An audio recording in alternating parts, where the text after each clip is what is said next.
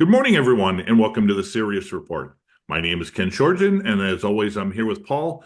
And Paul, leading up to this week, there have been some rumors, some suggestions that Putin and Trump had already talked, and there were calls, and these were refuted. But then all of a sudden, in the last few days, we have confirmation of a quite a long conversation between the president and uh, Vladimir Putin. And of course, we want to take a look at many of the things that were involved in this because it's not just something that is like a cordial formality of a new president taking over. There were some serious things that were discussed here.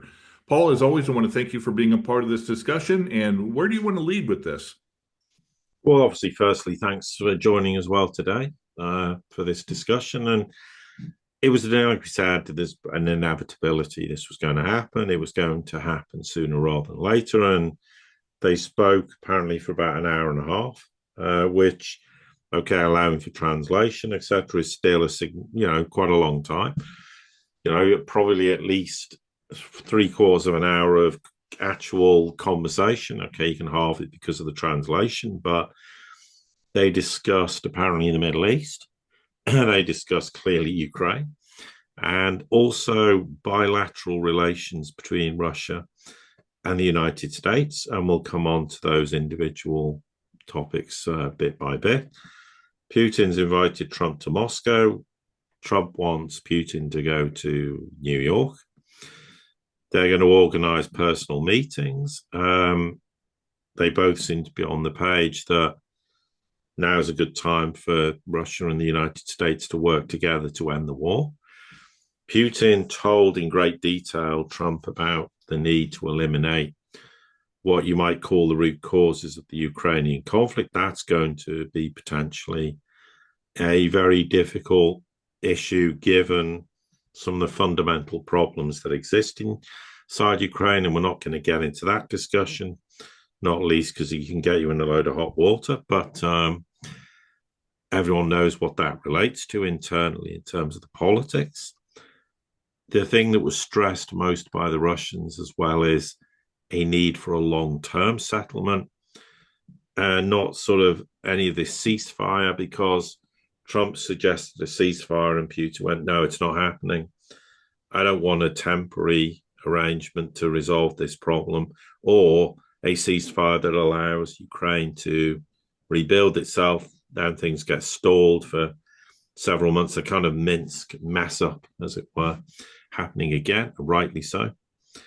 And I think also the point is they discussed the Iran and the Iranian nuclear program, which we'll come on to in a bit. But I think the thing with Trump is Trump wants things dealt with quickly, and he wants some end to this Ukraine war rapidly. I think that's a bit unrealistic.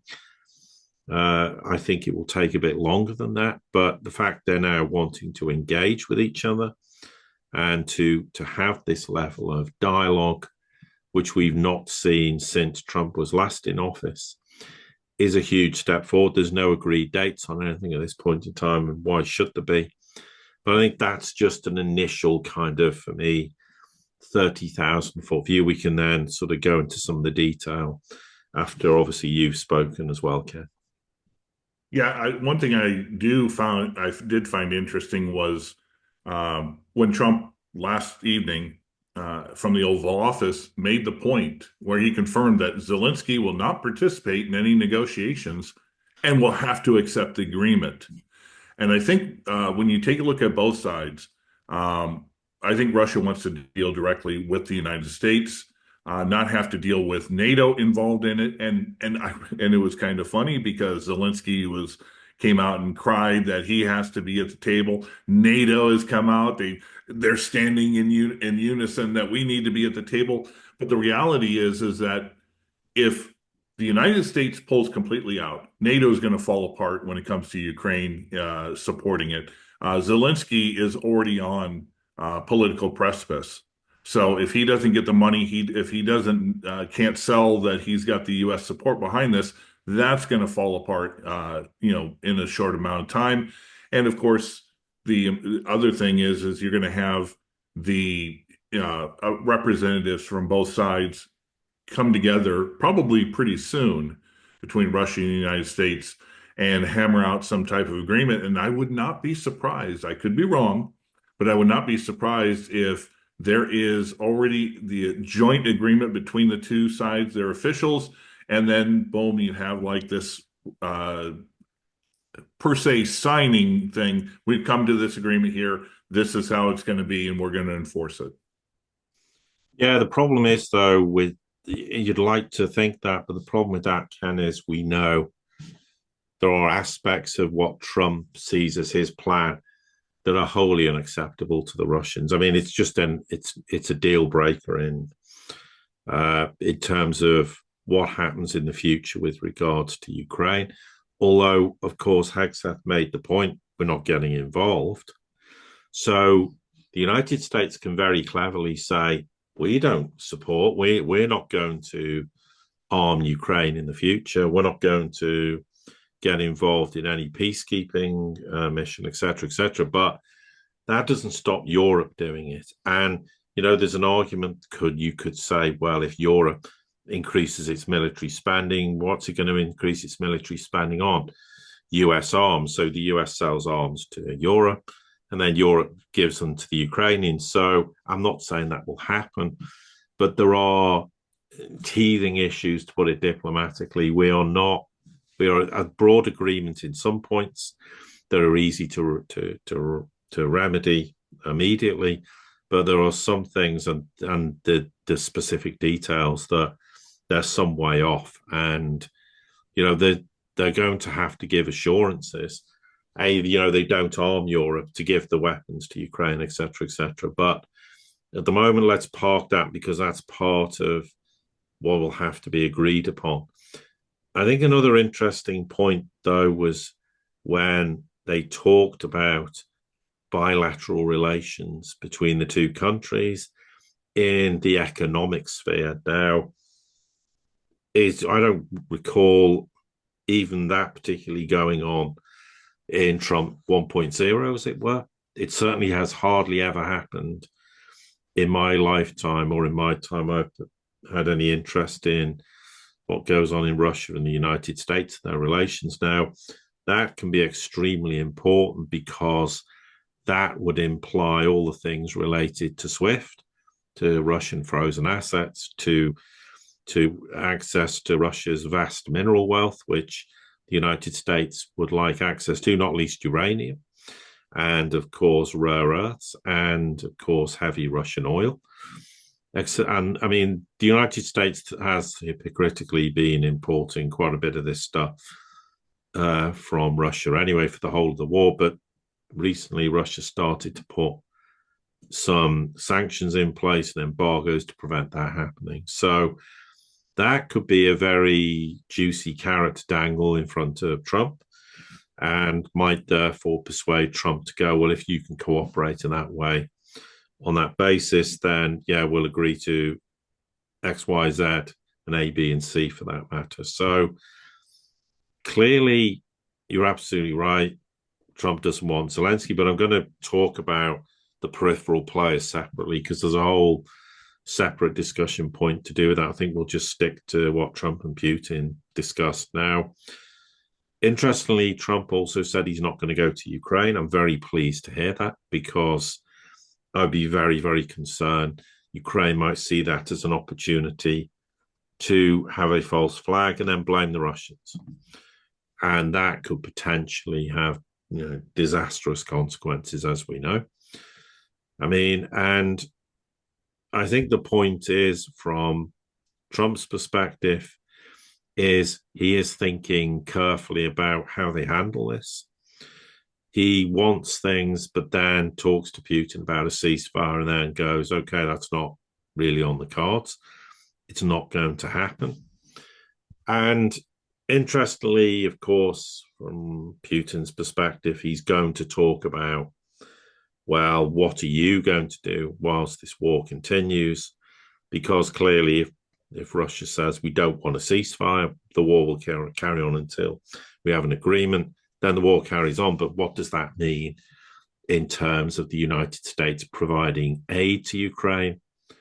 Now, that has components, military and financial.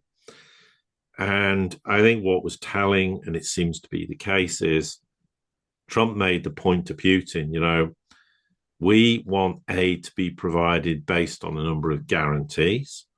And I think part of that guarantee is going to be Ukraine access to Ukraine's natural resources.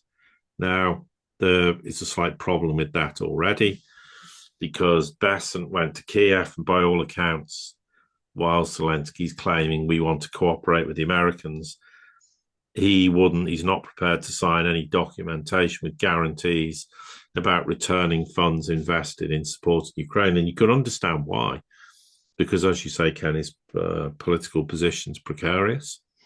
He's in a situation where he's not going to get re-elected, almost certainly. There's a big question mark as to who is going to win in his place.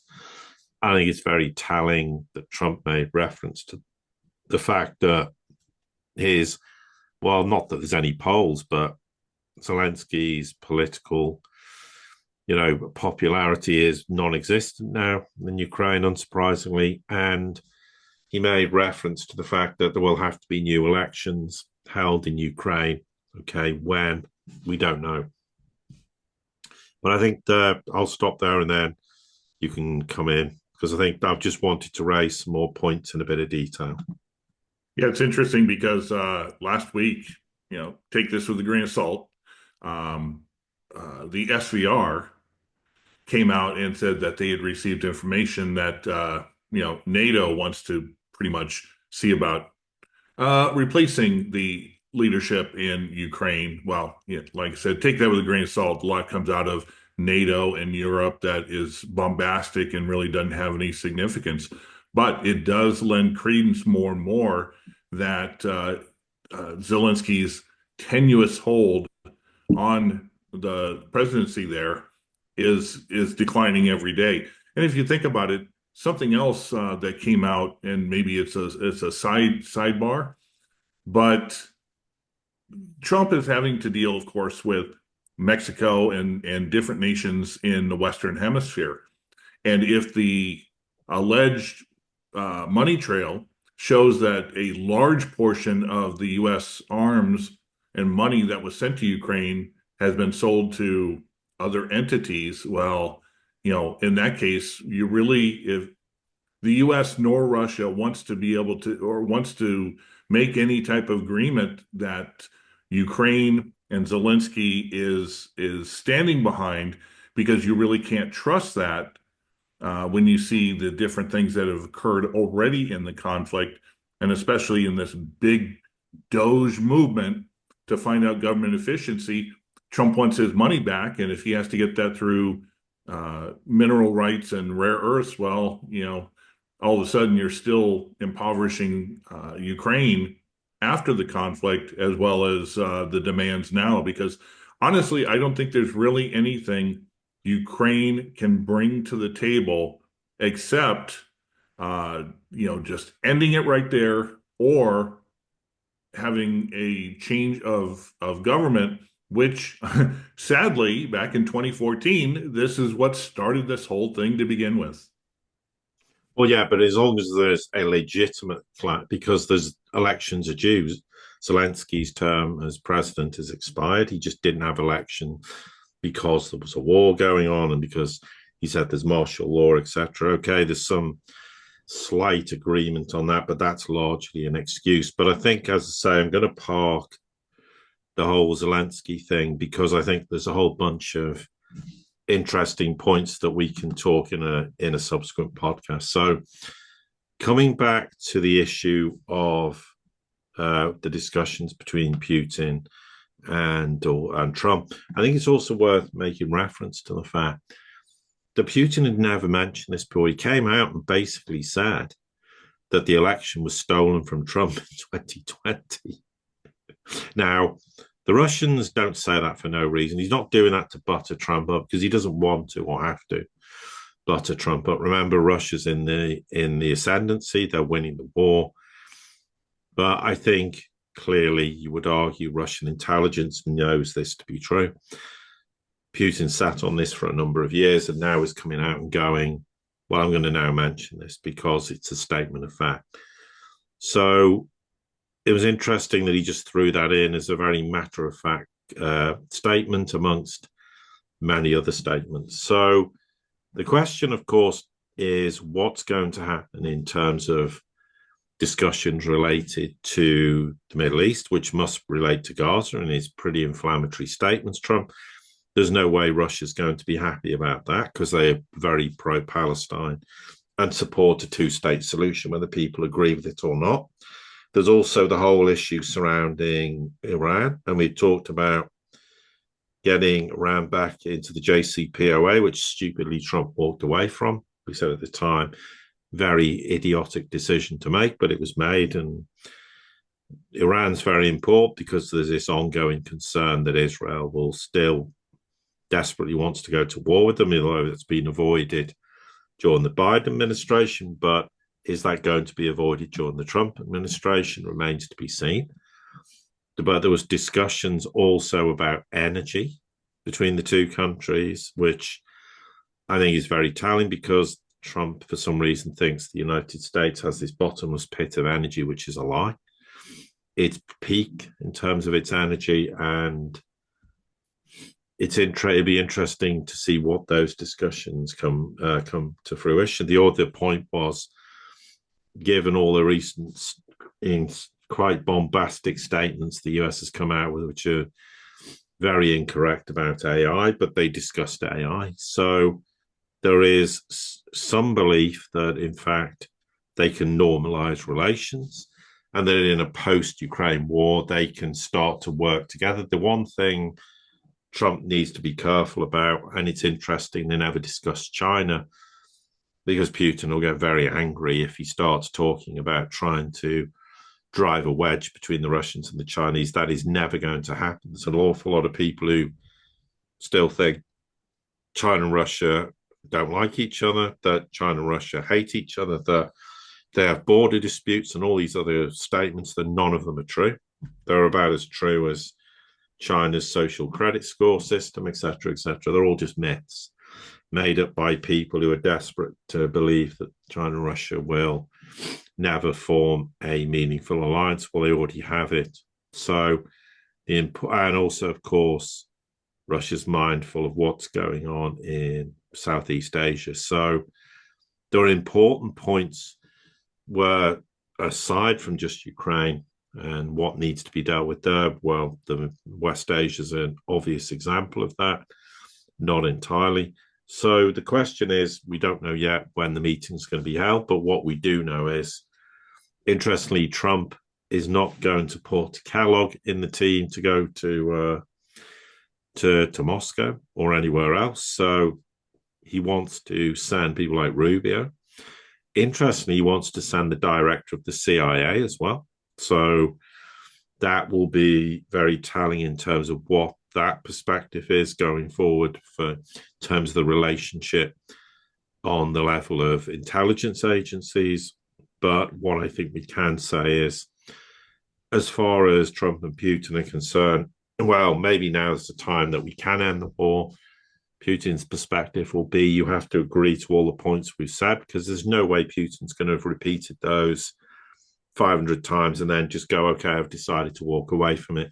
Because he has to give consideration to what his people think, what his government thinks, and if he appears to be quite weak, then they're going to be furious with him.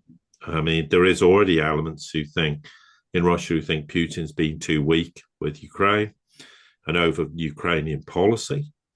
And therefore, he's going to have to be mindful that he doesn't appear to backtrack. So all the obvious things like neutrality, no NATO membership, that they don't have a military, so it is demilitarized, and recognition of the Russian language and obviously existing territories. Now the question is that going to be the end of it, or does Russia want access to other locations, like Odessa?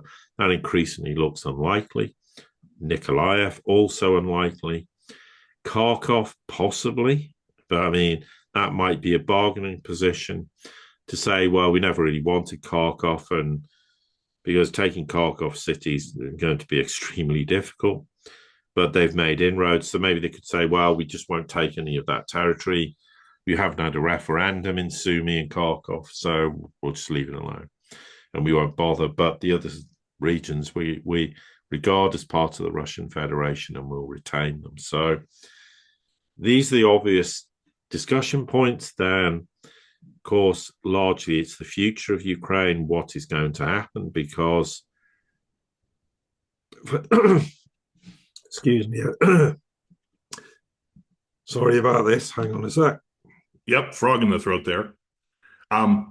One thing out while you're clearing up there, I wanted to emphasize the second point that was mentioned about eliminating root causes.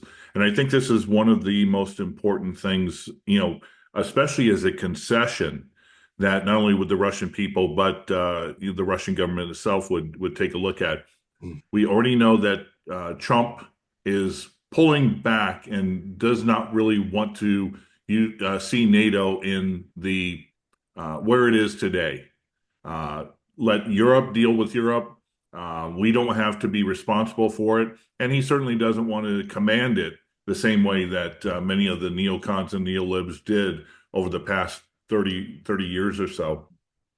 With that in mind as well, if this also means, as a concession, that if the U.S. isn't going to be taking part in NATO in the way it did in the past, it doesn't require as much military presence on the European continent as it did before. And this is something I think really that would appeal to the Trump administration in his current crusade to cut costs, cut deficit, and bring the United States back into a more fiscal government, because of the $800-900 billion that is part of the defense budget for the U.S., and you got to admit there's boatloads of fraud already packed into that. There's $250 to $300 billion a year just for the upkeep of the 850 some odd military installations around the world. And really, in this world of drone warfare, of ballistic missiles, of that, it's unnecessary to do that. And if you want to talk about assurances, pulling out of NATO, or at least starting to pull out of NATO, and of course, you have to take into consideration we're seeing the tail end of the political leaders, both in Europe. I mean, they're in their 70s and 80s. In Congress, they've got a number of them who are ancient and grew up in the Cold War era. Once you get rid of, or they, through attrition or whatever, they get that mindset out of there, you start pulling away. Now, all of a sudden, you're dealing with Russia, you're dealing with the United States, you're dealing with China in a 21st century method of thinking, not this continuation of the Cold War that should have probably ended in 1991. Yeah, absolutely. So sorry about that. Speaking too much in one day. Eventually, your voice needs a break. But yeah, absolutely, they're extremely valid points, and it's part of what you hope is a massive change in attitude in the United States. It remains to be seen. But we are back to this point. Trump's doing what's best for the United States. The war ending is best for the United States on so many levels, not least because they're not hemorrhaging huge amounts of money with no understanding of where that money's being spent. And just a point now from Trump's perspective and Russia's, the fact you've sidelined Zelenskyy and the Ukrainians while the war goes on, you have to be extremely careful how they may react to that, what they might decide to do. And it's because you're absolutely right, Ken, so much money's being misappropriated, money's being spent where it shouldn't have, and it's very, very difficult to keep a handle on that, particularly if now the Ukrainians feel like they've been humiliated by being basically cut off from any discussions. So I think that's a good point to stop in this discussion. And then in a future one, we'll come on to what the reaction is of peripheral players and actually why it's extremely important to assess this, because we have to understand how they're going to react. And there are just simple things that may seem innocuous, but are actually pretty serious matters if the United States decides to effectively leave Europe to look after itself. Absolutely. Paul, as always, thank you for being a part of this discussion and for your great insight. Yes, and likewise. And to everybody here at the Sirius Report community, thank you, as always, for all of your support. Don't forget to like, share, subscribe, comment, send this out to anybody you think it might be important to. And until the next time we get together, have a great day.